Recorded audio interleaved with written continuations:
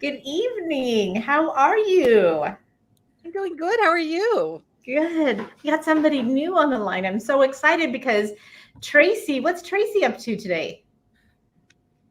Tracy is out on a motorcycle ride for the week, so she's on vacation. Right? Doesn't it sound fabulous? She looks Oh, so yeah. happy from her pictures. I'm like so happy for her. Yeah. So I will introduce you. Susan is our Janome educator that is helping us out the next couple of days here at our store. And she has worked in the industry for a long time. And Angela said, hey, let's have her on. And it worked out to be perfect. So thank you, Susan. Oh, glad to be here. Awesome. Why don't you tell us a little bit about yourself before we get started? Oh gosh, now you're putting me on Facebook. Yeah. Nobody's interested in what I eat for lunch. It was a good ham sandwich, by the way. I've been in the industry almost 40 years. Basically, I love education, teaching, and training customers and dealers alike, and just having fun with learning all the new machines and playing with them and just creating. It's just always fun. Right. So she is teaching. Hello, Janice. We got somebody coming in. Oh, thank you. Thank you. Oh, she says, Janice says, I love that you do this for our community. Well, thank you, Janice. We have a fabulous time getting together, and it's been so much fun talking with Susan the past 2 days, and we get her for one more day. And they are doing these cute little rope coasters and then embroidering them. Hello, Susie. And then they're doing rope bowls for the afternoon class. So it's really kind of fun to see everybody come in and see their creativity. They're having a good time. Awesome. Yeah. So everybody, as you're coming in, let us know where you're from. That would be awesome. So we can, hello, Julie, that we can go ahead and keep things going and see how things are going. But tonight's topic we thought we'd talk about. As quilters, our number one purchase is our sewing machine. So we thought about what it would be like to get Susan, the Janome expert, on what it is and how you want to go about finding your machine. So, and we're talking domestic machines probably, but what leads into a little bit of both long arm, domestic, and sit down quilting machines. Please let us know with questions. I'm going to pop them in here, guys, so we can answer your questions. But Susan, one of the first questions we thought is where do you start? Where would somebody start when they want to buy a sewing machine or upgrade their current sewing machine? The first thing you're going to do is check out your local dealerships, who's available to you, because that's where you're going to get your support. And that's what I find customers want more than anything else is training for how to use the machine and then service when the machine breaks or they need cleaning. And so you always want to start with your local dealership. Right. And they're usually, if you're in a populated city, Nebraska and parts of North Carolina, and Susan's from Iowa, are a little bit more rural. Some of us don't have as many options, right? Exactly, which is unfortunate. Like I only have one dealer in my town. Unfortunately, it's not a Janome dealer. But yeah, so there's only one dealership local to me in that respect. In other words, for me to go someplace for my Janome training or whatever like that, I would have to go at least an hour away. That is the closest dealership to me. But I'd still go and check that out. Now, you're going to see a lot of machines at shows. The shows are slowly coming back after COVID. We're not getting all the vendors back yet, but they're slowly building back. Consumers attending is getting stronger too. It's a lot like after 9/11. It took a while for that to come back then. So it's going to be another year maybe, but we should be back to normal by then. But yeah, you'll see the machines at shows and so forth, but you still want to, if you can, purchase from your local dealership, but it's a nice place to go to try out machines. Do you have any good questions, Angela? I know we had a list of them. That's where I'm going right now. I know we had a list of them. I'm trying not to look down at my cell phone. Okay, so on that, again, Susan, I'll just help you out while you're looking, Angela. On that, so when you have a little machine, I love selling one of our little machines that can do a little bit of everything, but it's nice to take with you. And because it doesn't have necessarily the throat space, because that's one of the greatest features that we look at is throat space. Sure. When you're looking at a machine, the first thing you want to think about is what do you want to use the machine for? And a machine is a tool. So not a hammer doesn't do what a screwdriver does. Okay. It doesn't do what a wrench does. So you're going to have multiple tools. You're going to want a machine to take along with you to seminars or to retreats or something like that. Then you're going to want to have a machine that's got a big throat to do your quilting. All right. You may want a machine with a lot of power if you do heavy duty bags or something like that. So you've got to look at it that way. Like, I only need one machine.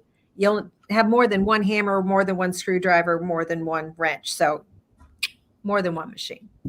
Right. So that's a good thing. So on to Janice's point right here, she says, I'm 2.5 hours to the closest dealer.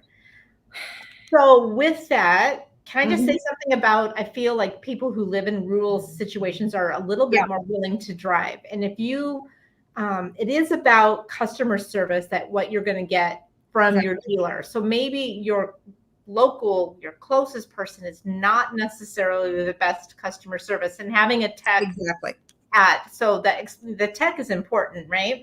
Very important. And we did lose a lot of techs with COVID. It's unfortunate. But if you do have to go a distance, like 2.5 hours, see if they'll do the service repair while you wait.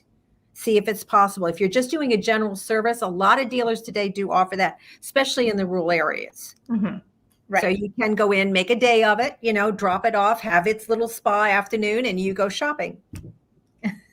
Fabulous. Less. Right. Yeah.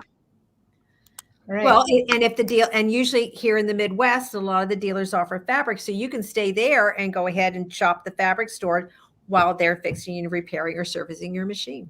Right. Yeah.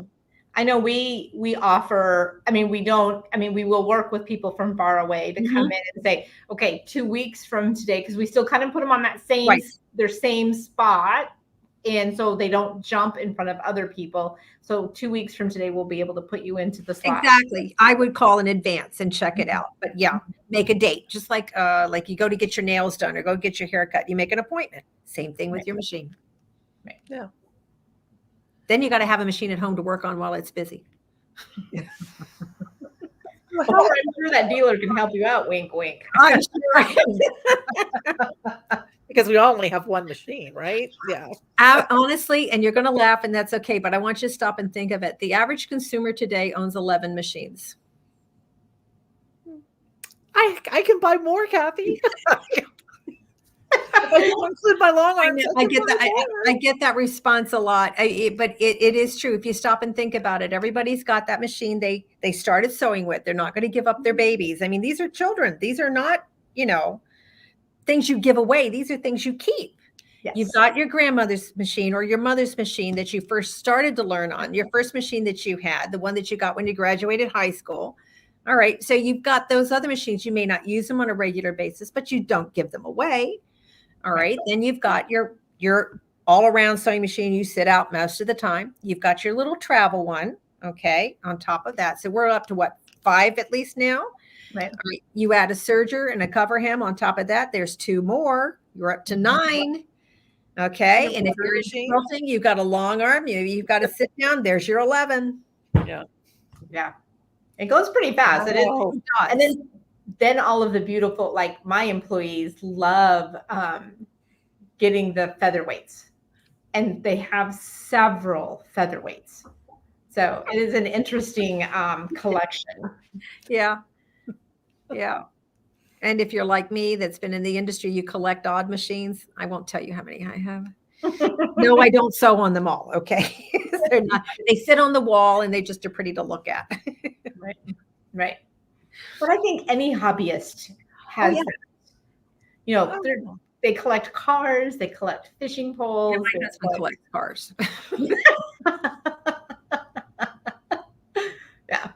There are 2 of us and we have 8 vehicles. Yeah. Yeah. That's amazing. That's amazing. I'm hoping to keep the third one with the twin car running through high school. 2 more years and we're going to be counting good. Oh, there you go. All right, Miss Angela, you have a good question? I have a question about classes.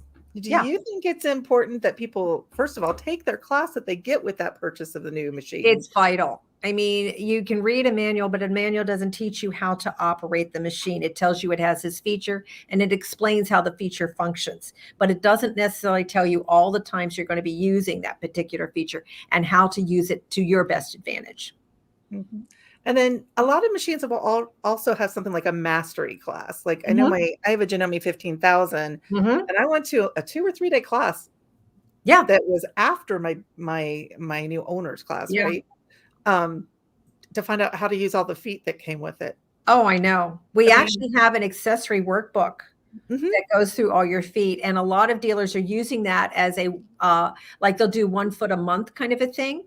And then you can work through the entire workbook with that. So it's nice to get, because feet work differently. Yeah. Right. Well, yeah. And there's some machines that have plethora of feet. Oh gosh. Yeah. Right. Yeah. Sure do. Right. I love what Sherry said. Wowzers. I only have 3. And I'm saving to teach with my grandkids. Exactly. Right there is part of that beautiful hobby that we have is to share it with our family. Right. And not that COVID was a bad situation, but it brought families closer together. And one thing they started doing was sewing because children needed something to occupy them. Mothers needed a bit of a break.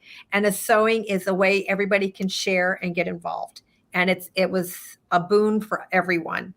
Mm-hmm. Well, and making masks because they're easy to make and mostly straight lines, at least the first patterns we were using. I mean, we got very, creative with curved lines by the end, but necessity. Then they started embroidering the mouth on them. It's like, okay, it's a little creepy, but all right. You're putting all kinds of holes in your mouth, in your mask. I know. It didn't make any sense to me either, but it was a good laugh. Yeah, I was amazed actually at how fast the industry adapted to that, because then we were getting bolts of fabric with a mask template, like funny little things on there, right? Yeah. Like, I thought it was amazing how fast they adapted. It was pretty incredible. I wish the boats would have just moved a little bit faster across the ocean, bringing us new machines during that time. It wasn't that necessarily as getting people to be able to unload. Yes. And we're still having some of that in the system. And that's not just our industry. That's in all industries right now are having that problem. We don't have the dock workers we had before. So getting the boats now unloaded, they're now sitting in port waiting to be unloaded. We had just with parts for machines or machines in general, we had machines sitting in port waiting. There just were no dock workers to unload them for months. So that's why it took three months to get a refrigerator. It was sitting in the middle of the Pacific Ocean. Right. Yeah, it was unfortunate. Look at this. Shauna is amazing. I give my machines away to new sewers. Young people just starting. Oh, that's wonderful. That is amazing. Oh my gosh, Shauna, that is fabulous. That is great. This quilting community never ceases to amaze me. All right. The sewing community is very generous with what they do. We give away our projects. We give away our machines. Thank you, Shauna. There was a dealer up in New England that used to, at every quilt show, if there was a young child under the age of 10 that made a quilt, he gave them a small little machine just for making the quilt. He literally just gave them this brand new sewing machine so they could continue. We're very generous in its industry. Right. And now Joanne brought up too that dock workers are in strike in British Columbia. So it's like countries get affected in so many different ways. We're still dealing with a lot of it. It's going to be residual for a while. Mm-hmm. Unfortunate. I mean that sincerely. It's unfortunate.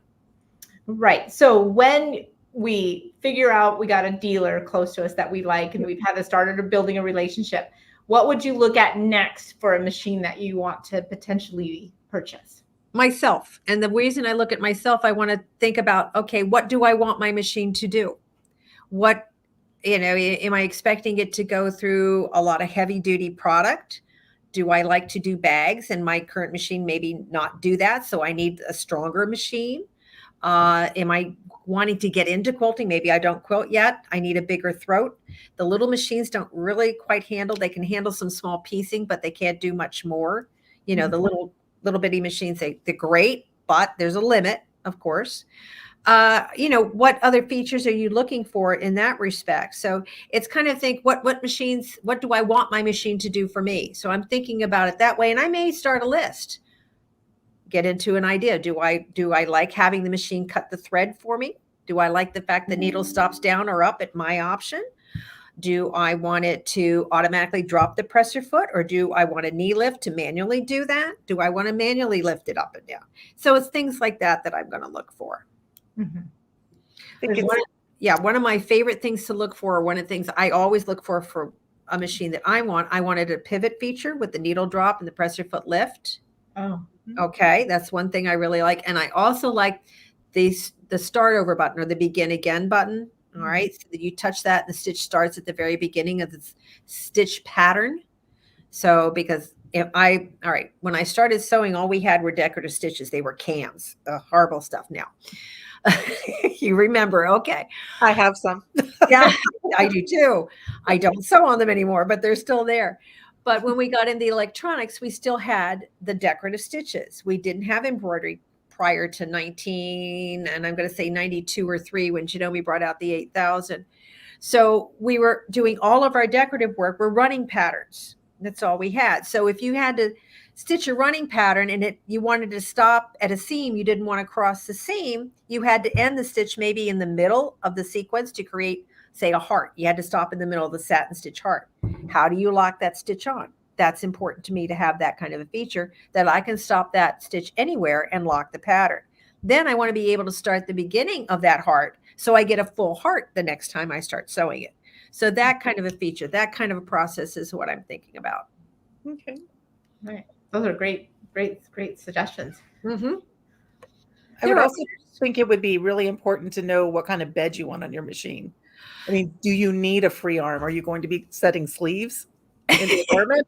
Well, okay. I learned on a flatbed machine. So a free arm to me is a gimmick. I apologize to all of those that like free arms.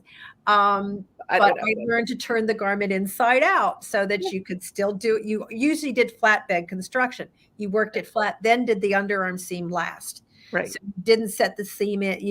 You set you set in the sleeve flat, if that makes sense. Okay, rather than in the round. Okay. Yeah. Going at it. Yeah. Right. Yeah. If a free arm's important, that's something you want to look for. Yeah. Right. Okay. Does anybody have any questions out there? I'm going to offer some up to you guys. Please give us some questions, because Susan's got all of kind of some great knowledge on all of this stuff. So yay. Are you telling me I'm full of it? Is that it? She fits right in. She has been with you for 2 days. She feels very comfortable. End of a great day. Yeah, I'm a little punchy, but it's good. It's been good. And plus we just had a storm go through, and I mean, I feel like it's an atmosphere kind of, and it's all good. We're still getting the smoke in Iowa. Are you still getting it here? I've been coughing, so I figured you must have. Yeah. Yeah, we are. And then Angela, I mean, you had the fires a while ago. I don't know if these are still from like more Western. Yeah, I don't think we had a haze alert today. We may have. Okay, so I haven't actually been outside since June 7th. Or July 7th. Sorry. So June was I don't know. Haven't really paid attention to the haze alerts and stuff because haven't been outside. Right. So, because that's when I had my surgery. So I'll get to go outside tomorrow. I get to go back to the doctor. Woohoo! When you get to drive again for the first time, probably. Like you forgot. Yeah, Matt's taking me. I don't get to drive tomorrow. I can't drive until I'm put in a cast. So yeah. Yeah. Well, my place is about 2 hours further north, so you can actually go outside and smell the wood burning. Mm-hmm. Yeah. Yeah. So Joanne has a good thing. I find the free arm useful when top stitching bags, purses, etc. So that's another. Sure. It's just a matter of how you sew as to which features you want to have. Yeah. Excuse me. You can learn to adapt to just about anything. And like I said, since my background, all we had were flatbed machines. That's the way I learned. So that's the way I approach it. That doesn't mean that a free arm is a bad option to have, but if it's something you want, that is one of the features that you look for when you're purchasing a machine. Yeah. How do you feel about all-in-one machines? Two schools of thought on that. An all-in-one machine is a great product. Usually they offer more features than two separate machines. Like our all-in-one offers a Wi-Fi option. Whereas if I buy the standalone sewing machine and the standalone embroidery, I don't get that Wi-Fi option. Ooh. So it's, it's just a matter of what you're into with that. It's less space involved. Even though our standalone right now is rather large, it's still less room than two machines. So if you don't have the space, you want to think about an all-in-one. All right. If you have the space and you want to sew while you embroider or embroider while you're sewing, two machines are better than one. So it's just a matter, again, of how you approach your craft. So technically, I could be sewing while I'm embroidering, while I'm long arming, right? Yes, definitely. I won't say I do that, but I do. It's like, the Mickey Mouse wizard thing from Fantasia. Well, yeah, but I'm only home sometimes a day and a half between events. So like before I came down on Tuesday, I loaded the frame so that when I head back and I only have a day and a half, I'll be able to quilt before I head back out on the road again. So it's just, you do what you have to do. So let's explain what that thank you, Joanne, for your question. That's fabulous. I love the question. What is an all-in-one machine? She's never heard of that term before. Usually an all-in-one machine is a top-of-the-line machine, although we do have others in the line that do the same thing. An all-in-one embroiders and sews both. So it converts down or up, whichever way you want to think about it, to do an embroidery, has hoops and so forth that attach to it.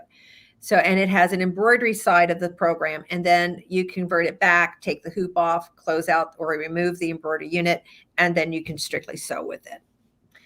I would say those are a really good option if you think you want to try embroidery, but you don't know if you want to be into embroidery. Right. I mean, you might have a different opinion on that, but I would just think if you're thinking about it, because we do have a mid-price one that is kind of nice, that gives you the option. But then if you never use embroidery again, you still have this phenomenal machine. Exactly. You're not losing anything by having embroidery attached to it, except the fact that you can't embroider while you sew or vice versa. That's the only thing you'd lose. As far as features goes, the nice thing about our mid-series one is it has all the Wi-Fi and everything else that our top of the line has. It just doesn't have the bed space. So it's not as large. So that's just about the only difference between the two. Right. Yeah. And what feature do you think is the most valuable that people want the most? Oh, your dealer. I'm sorry, but it is. And like I said, I go all across the country. I do a lot of shows during the year. And the biggest thing is the dealership, because if your dealer is, that's your support. It's like having a hospital in the area. Or having a teacher close by for your child. You want to have a school close by. It's that same type of support that you want. You want to have a dealer. Yes, we have to travel in the Midwest to go a distance sometimes, but as long as you've got that support somewhere and you can get it. And today, we have lives like we're doing today that are beneficial to customers as well. And this is where your dealer comes in again. Thank you, Cathy. And but it is, because right now, because of what we're doing, you're offering that type of support. And that's what you first off, you need to look, and it is the most valuable part of your machine.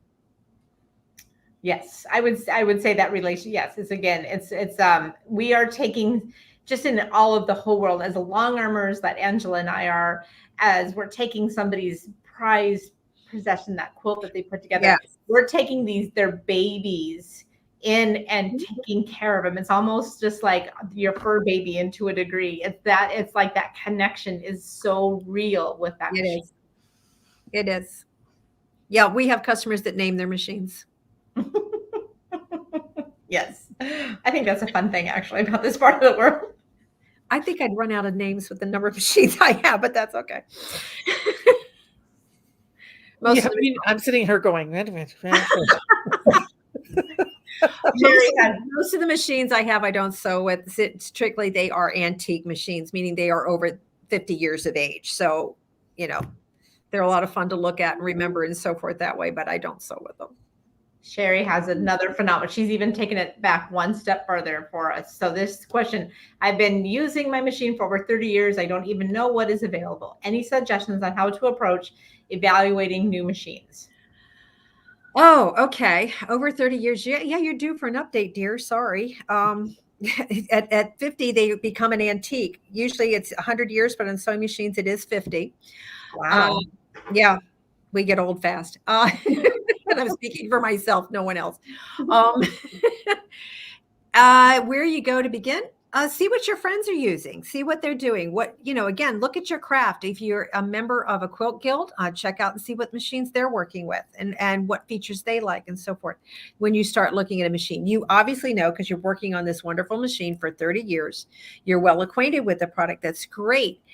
But is it doing everything you need it to do? In other words, is it after 30 years and you've probably put quite a few miles on it, it probably does need a refresh.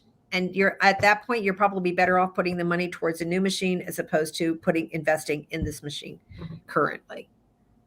And I would definitely say motor strength over the years have major increase. Well, when we first brought out computers back in the 70s, you couldn't get a grab-it magnet anywhere near it because they'd go nuts. They'd go haywire. I had a classroom full of machines one time, and I had an international instructor teaching on our machines, and everything was fine until all of a sudden the water cooler in the back of the room would go through a cycle and the machine would go berserk. And who knew? But the guy who wired the room plugged all the 25 machines into the same circuit the water cooler was on. So just one of those odd things. Right. But that was then, that is not now. You don't have that kind of situation. And a grab-it magnet would make machines go nuts. That is not the case any longer. The electronics are all solid state these days. They're much more reliable, and you just don't have those kind of problems.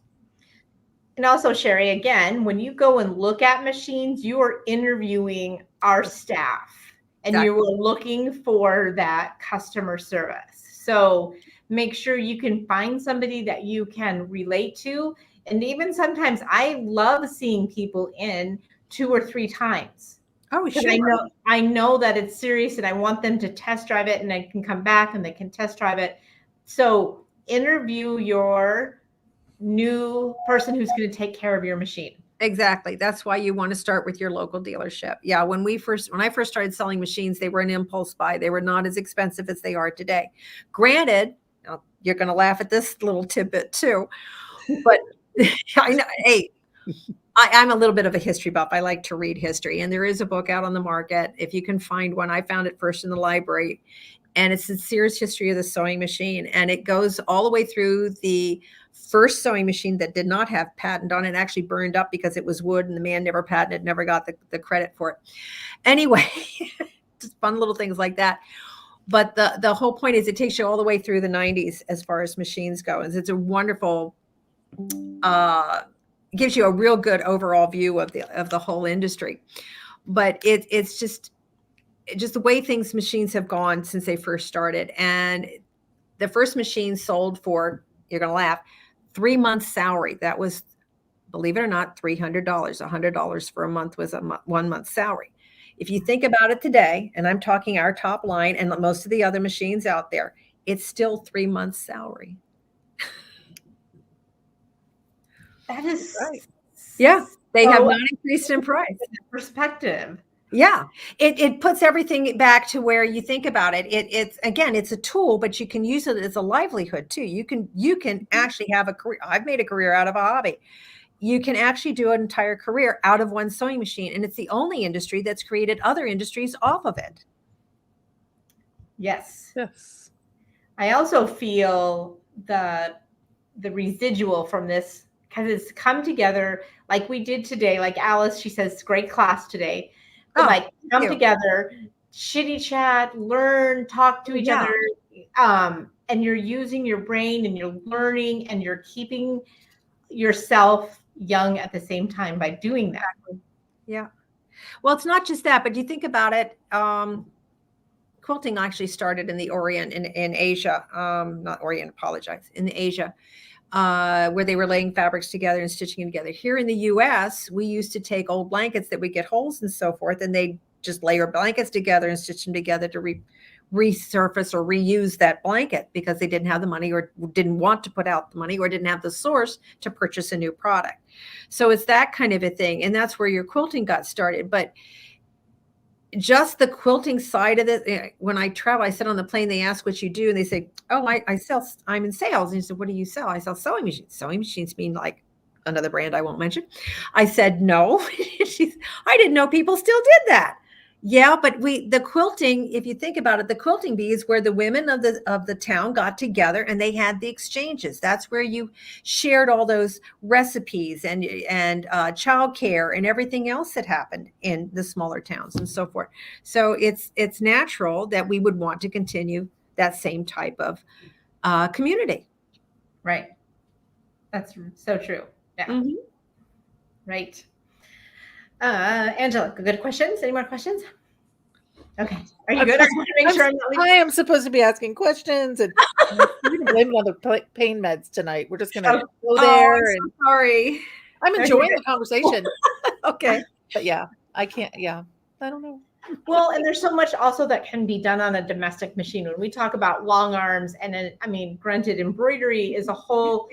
But then again, it is really amazing to me. One of our machines, the Continental M7, when we say it has an embroidery feature, everybody's like, they think of embroidery like the satin stitch. I'm like, no, this one has an embroidery like the hand embroidery that I think is amazing. And the other thing I think is amazing about that product, Susan, is that the Japanese put in the feature for it to look handmade.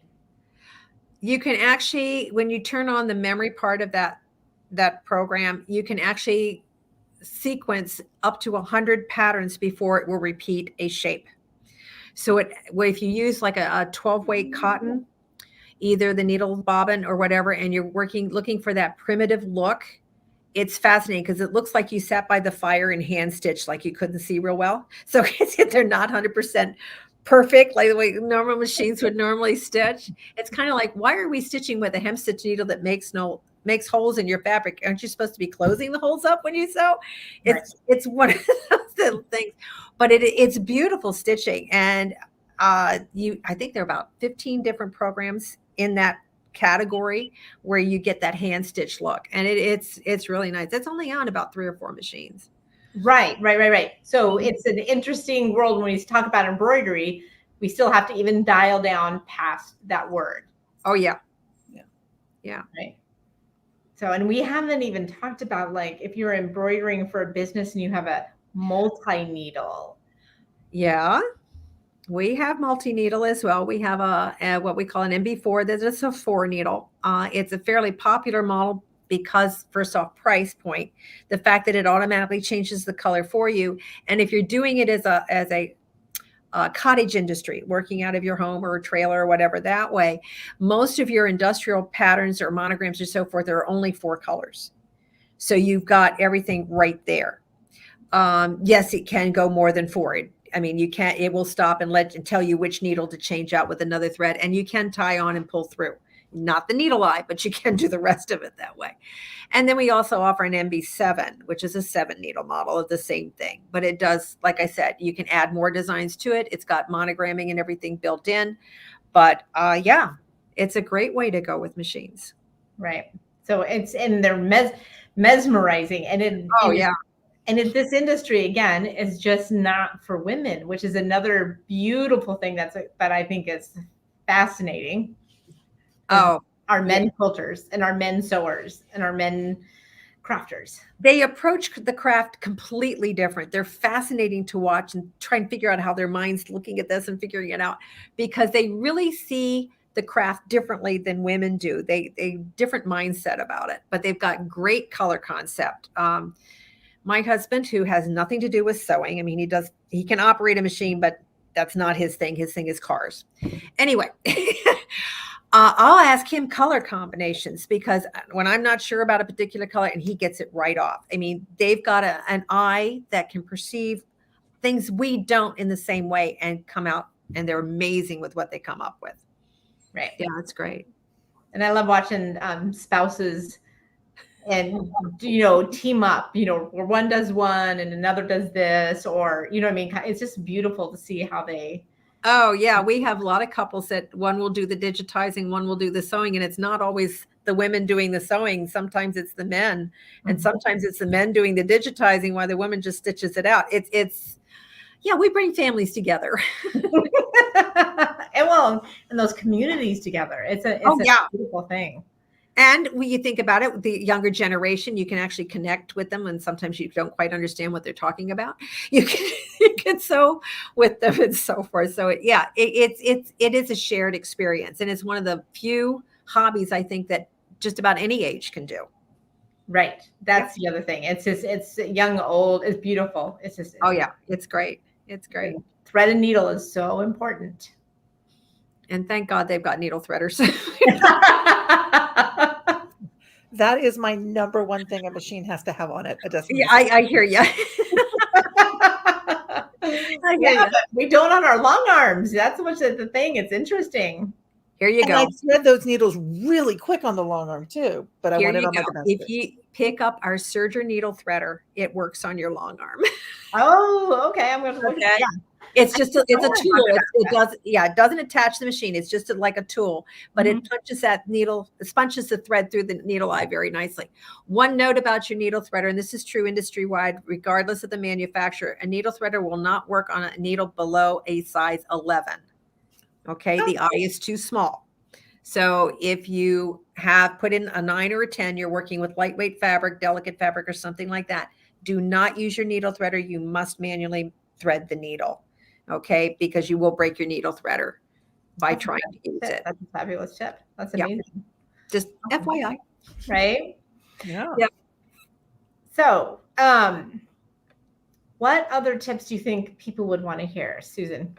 Well, when you go in to try out a machine, and I do recommend you sit down and sew on a machine before you purchase the product, you want to get a feel of it. Each machine manufacturer, they all have their little quirks and so forth like that. And it's like a different dialect, like Georgia has one dialect, Texas has another dialect, New England has another dialect. Your machine manufacturers are kind of the same way. Not that they come from that part of the country, but it's right. They kind of talk a little different sometimes. Right. So you want to sit down and try out the machine. Don't just look at the machine, pat it on top and say, yeah, that's the features I want. Actually physically sit down with it.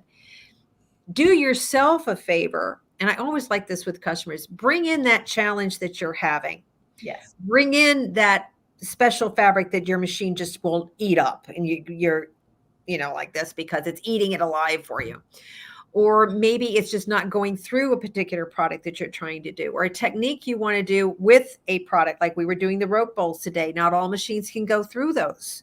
So you want to know, okay, I want to do rope bowls. I want to have a machine that does rope bowls. So bring in that product to sew in. Don't count on your dealership having that product in stock. Okay. And say you want to do buttonhole, same idea. What kind of buttonhole do you want to do? Bring in your challenge fabric for buttonholes and let the dealer show you the best way to handle it. Fabulous. That is so good. So good to hear that. Always appreciate a customer that has some idea of what they're looking at and what they want to accomplish with their machine. Another tip about a machine, again, don't buy a machine that you're going to totally comprehend and master in 3 months. You want to grow with the machine. It's like, otherwise you're going to be buying machines every 3 months. That's not good. Okay.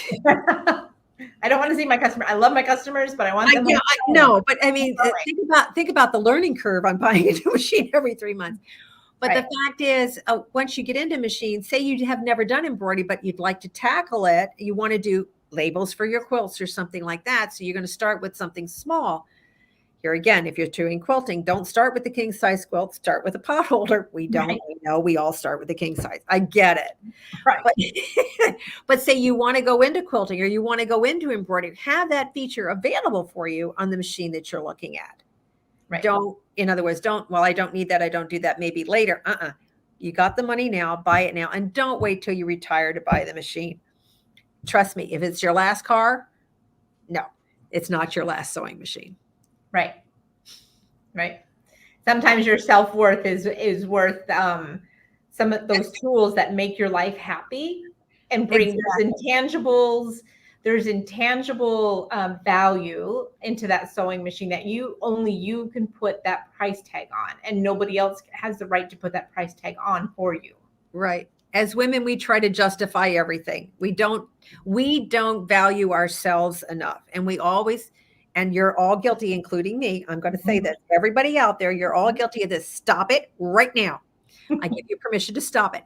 Do not say, oh yeah, it's great, but look at the mistake I made here. Don't do that. Just take the compliment and say thank you.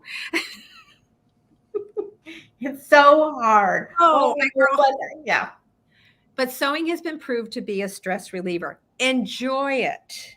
That's the whole point of it. And if your machine isn't working right for you, then get a machine that will make you enjoy the product again. Right. Right. We had a whole topic that we talked about. If y'all want to look back and see some of our previous ones, we did a whole topic on sometimes you just need to put the needle down and walk away for the day. Oh, yeah. Yeah. I had my best friend is still teaching back east. I'm originally from Washington, D.C. That's why I talk fast, because if you don't catch the person in under 30 seconds, they're gone. So it's a joke. It's okay. I think I was a stand-up in another life. Anyway, my best friend is still teaching back. She was my serger instructor at the shop I managed back east, and she's still teaching for another dealership right now. But it's one of those things that if you just, yeah. Some days are yeah. She gets so frustrated. I said, just put it down, get up, walk away, go do something else. Right. Yeah. Tracey has this most phenomenal saying, not every day is a backtrack day. I like it. I like it. That is like the best. I think I'm like, we need to make that on a t-shirt. We need to plaster it out to the whole world, because that's really, really true. Yeah. And we all have those days. I mean, that's not unusual. I just ripped out a whole quilt before I came here, and it's like, yeah, I got to requilt the whole thing. So whatever. Yeah, she sees one on my cutting table that's being picked out too. So we're all like there, because things happen, and it's a machine. And yeah, things happen. It's all good. You're just not in tune with it for whatever reason. Yeah. Mm-hmm. The normal, we all are very familiar with Jack the Ripper, so it's all good, right? Janome doesn't include a seam ripper. They call it, believe it or not, a buttonhole opener. Oh, you look in the manual. It's on page 3 of every single manual that we offer, and it'll show you the seam ripper, but it calls it a buttonhole opener. And it is, though. That's true. Yeah, because that's what they use it for. They think positively that you're not going to rip a seam. There you go. There you go. Well, awesome. I think everybody else, we are kind of got a quiet audience tonight, which is I see that. So it's good, but because we're all like probably dreaming of how. Oh, let's see what Julie has to say. Here we go. This is probably a good question.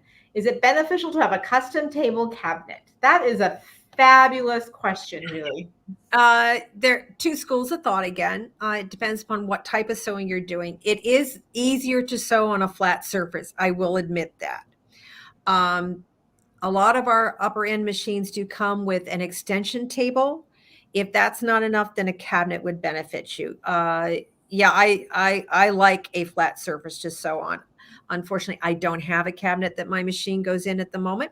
But yes, I would recommend it, especially if you're doing quilting on your domestic machine, is to have that flat surface, because you need the support for the product on that. Again, my background is mainly in garment constructions. And when I was doing bridals and so forth, you had to have the support because you were dealing with yardage. Just like a quilt, it got extremely heavy. Satin is not lightweight, and you have to do a lot of surface protection. So you had to lay down sheets and so forth underneath the table, because you would have it drip or drop off the edge of the table. So that extra support of the fabric was essential. Good evening, Kim. We're glad you have joined us. Also, too, I think there is some benefit to ergonomics. No matter what you have, you don't have to have both at the same time, but you can grow into having a cabinet, but just think about the ergonomics and making sure you're not like drooping over, or you're not like leaning up and doing some things that way when you're working. Right. The rule of thumb, the rule of thumb is to have your arm straight to the elbow. So you may have to get a taller chair or a lower chair to sit at, whatever, if you've got your machine on top of a table. That's good to know. That's a good hint too. I like that. Yeah, because it's going to keep your back straight. You can go to, now you're going to laugh again. I sit at my long arm when I do custom work. Mhm. Okay. I can actually drop the top bar down and move it completely off the machine. So I can sit at like a regular table, but I have a saddle stool that I sit at, doesn't have a back on it at all.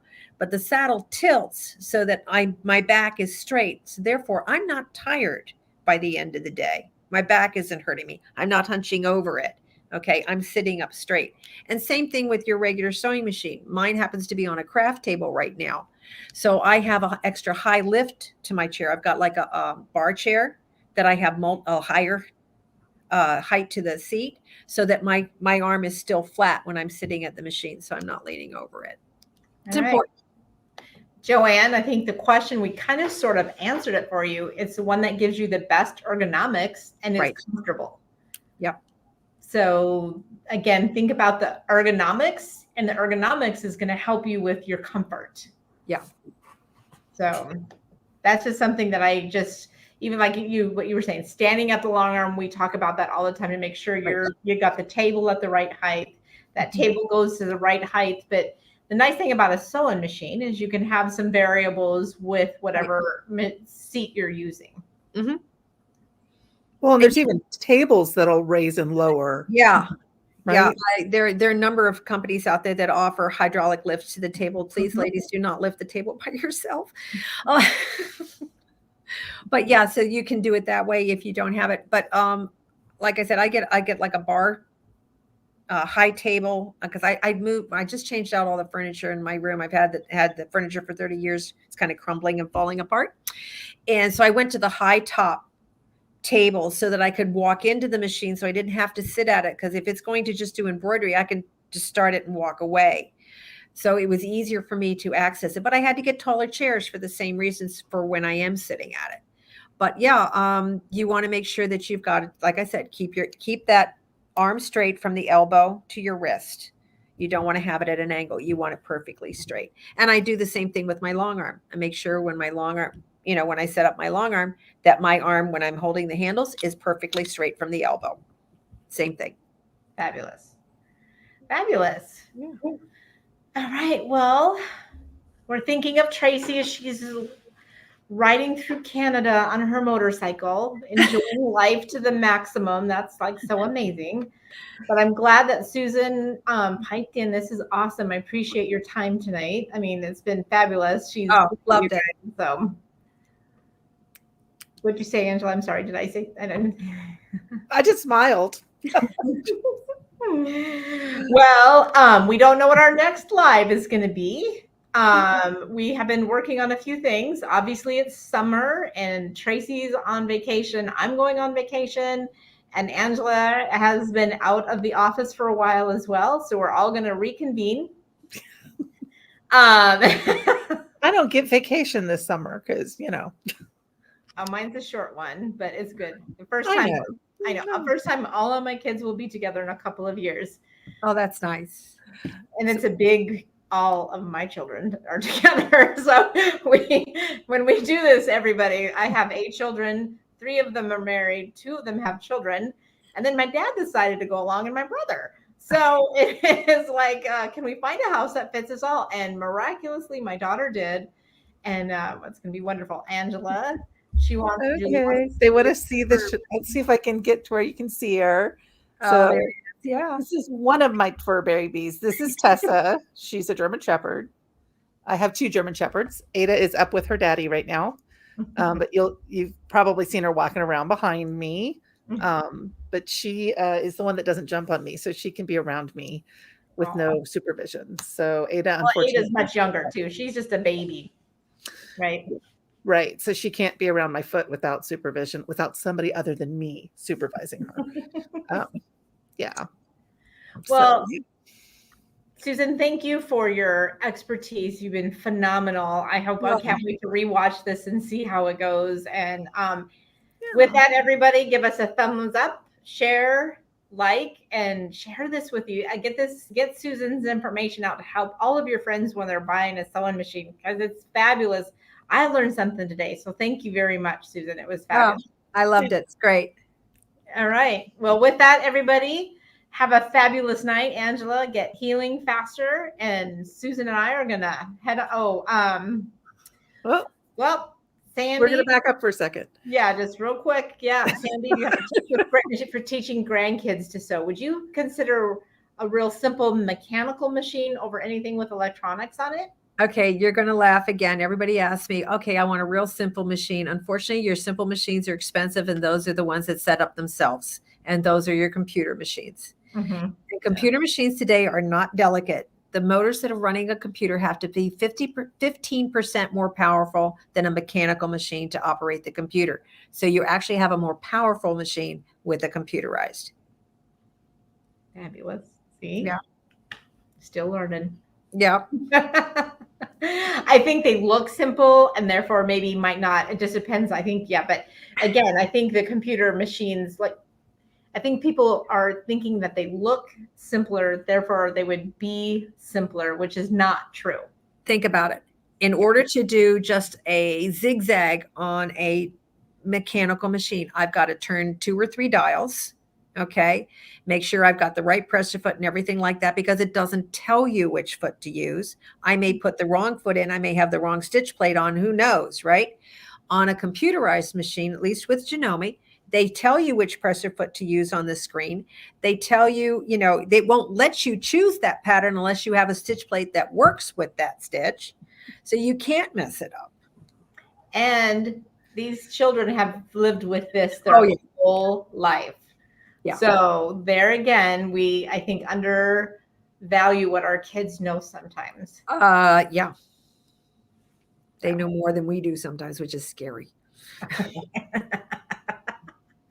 Right. All right, ladies. You guys have been phenomenal. We appreciate all of you who have watched, and everybody have a phenomenal night. Bye. Bye.